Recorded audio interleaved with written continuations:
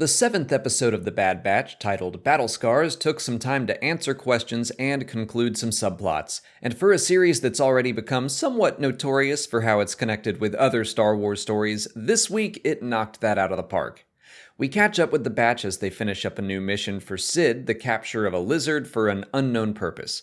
Hunter is clearly growing tired of that arrangement, pulling jobs and not knowing what any of it is for, and getting paid very little for the pleasure. Sid is taking advantage of their situation and isn't being remotely subtle about it, and I like that she does mention the bungled tactical droid job from last week, but we don't spend a whole lot of time dwelling on that before Rex makes his presence known. I'm so glad they didn't drag that out. The series has been posing a lot of questions every week. What are the Kaminoans up to? Who hired Fennec Shand? Who are the Martez sisters working with? I'm glad we got to check one of those off the list this episode. Rex was the contact. I like how I thought it wasn't him just because he had a cloak on. I figured whoever it was had ties to Rex or Ahsoka, but certainly neither of them could put on a cloak. Silly Alex. Tech confirms that Rex is listed as killed in action by the Empire, which not only makes sense, but lines up with a book. The Ahsoka novel mentions his false grave, so yay for canon connectivity.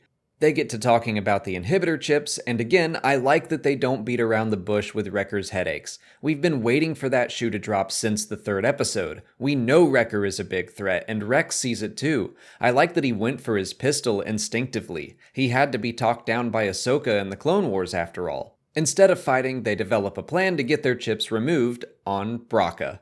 I may have been off base on Trace and Rafa's contact, but we nailed the Braca plot in our live stream last week with Element 7 and Darth Chaco. And also in the where we saw them in the previews, right? There was a whole bunch of like Venators all downed. Well, I don't know if that it didn't look like Braca. I didn't see a big metal eating monster eating chips and stuff, but who knows? But that's the type of ship that they use the medical bay on in order to, remove Rex's chip.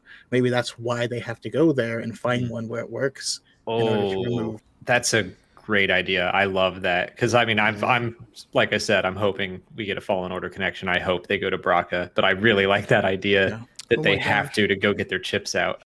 Braca is such a perfect place to visit at this point in the timeline. The Republic has been dismantled by Palpatine and his Empire, so we travel to a planet where symbols of the Republic are being torn apart and repurposed. They go to a Venator-class Star Destroyer, a ship that was once so familiar to them, but it's changed, rusted. Even though it's only been a matter of weeks or months, it feels like a long-forgotten relic now, just like the ideals they used to fight for. And as a big fan of Star Wars Jedi Fallen Order, where the planet first appeared, I was thrilled. The Bad Batch so far has had some messy connections with other Star Wars stories in previous episodes, but the Fallen Order connections were perfect. Probably because they were more surface level, the planet and its purpose, the Scrapper Guild, the Iptis Maw, the Scrap Rats. Now that I think about it, I wouldn't be surprised if Braca were developed simultaneously for both Fallen Order and the Bad Batch. Anyway, the removal of the chips can't go completely smoothly. Wrecker's headaches have been teased too often for it to not happen, so of course it activates before it can be taken out, and the whole scene was sufficiently chilling. Wrecker's demeanor change was perfect, he was brutal and efficient, and I loved that he threw Echo into a stun blast, for example. I was most scared when he set his sights on Omega, of course, and while it was all very tense, it ended pretty quickly, and the entire batch get their chips removed. I was then worried that Omega's very sweet relationship with Wrecker would be damaged, but that didn't happen. If I have one criticism for this episode, it's that I didn't see much consequence for the chip's activation, especially now that that threat is completely gone. Not that I wanted anyone to get hurt, but after having it threatened for weeks, I was expecting it to affect some change within the group dynamic. Maybe it will in future weeks, but I think we're just meant to see the kind of person and friend Omega is. She understands the chips and what they are. She knows her friend wasn't himself, and she forgives him, no question, sharing their ceremonial snack with him once he recovers. It was all very sweet, and I like what it means. Sometimes our worst instincts get the better of us. We fight against them, but sometimes we lose. Wrecker lost his fight today, and even though he really didn't have control, he apologized, and Omega forgave him.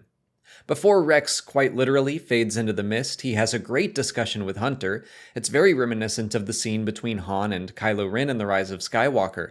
Hunter questions why Rex is still fighting for a republic that no longer exists, and Rex basically says they can still fight for what it stood for. It's not all gone, and it's not too late. He invites Hunter and the others to join him, but Hunter says he has to do what's best for his squad, specifically Omega. So to circle all the way back to the beginning of the episode, I think over time we're gonna see him realize that taking random mercenary missions from an employer that takes advantage of them is not what's best for his squad. It might be what's easy and comfortable for them right now, but it's not what's best. Maybe the best way to help the next generation, which Omega represents for the clones, is to fight for a better galaxy instead of simply fighting for themselves.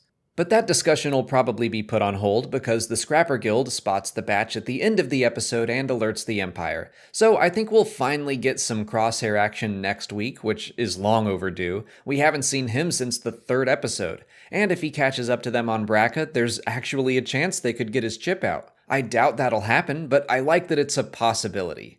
While Battle Scars did answer a couple questions, it also raised some new ones, like who was Rex going to rendezvous with at the end? I think Ahsoka is the likely answer, but Bail Organa is still in the mix along with Saw Gerrera, or it could be other clones, because he made it sound like he'd run into some others who hadn't been controlled by Order 66. He claimed that only a few were immune, so who has he seen already? Maybe he was just referring to the batch and Cut Lawquane, or maybe there's more out there ready to join the cast. D. Bradley Baker already voices half the characters, so what's a few more? But that's everything I have to say about Battle Scars. Let me know what you thought of this episode in the comments. If you haven't already, please like this video, subscribe to the channel to keep up with all our Bad Batch coverage, follow us on Twitch, Twitter, Instagram, and Facebook, and consider checking out our Patreon page where we're doing audio commentaries for every episode. As always, thanks for watching, and may the Force be with you.